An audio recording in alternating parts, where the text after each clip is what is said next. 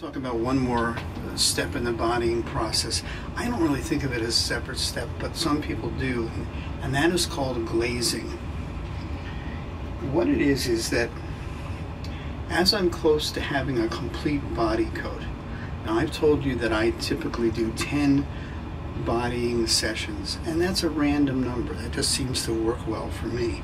But as I get to the point where I have a thick enough build of polish on my workpiece, I'm no longer interested in lots of shellac and lots of build, and I sort of naturally and intuitively do two things. One is I put less shellac on the pad, because again, I'm not looking for as much of a body coat.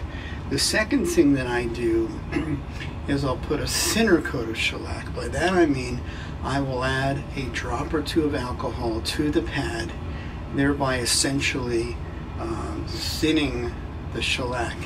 And then when I polish, Eugene Clark called it glazing.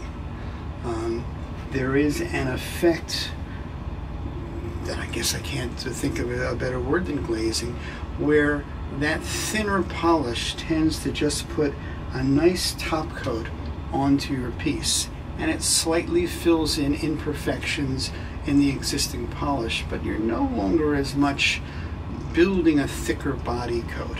And that's what he referred and other people referred to as glazing. I don't think of it as a separate step, because for me it is a natural, intuitive thing. As I'm coming close to the end, I'm no longer looking to body up, I'm looking to smooth the finish, and I do that by using a thinner cut of shellac. Some people actually go to the trouble, or maybe it's efficient for them, of making a 1 pound cut of shellac, putting it in a separate vial, and just using that as their glaze. For me, I just take my normal shellac, add a drop or two of alcohol. Now essentially I've thinned the polish and I'm glazing. The process is exactly the same, but because you're using a thinner polish, the way that it goes on will feel different.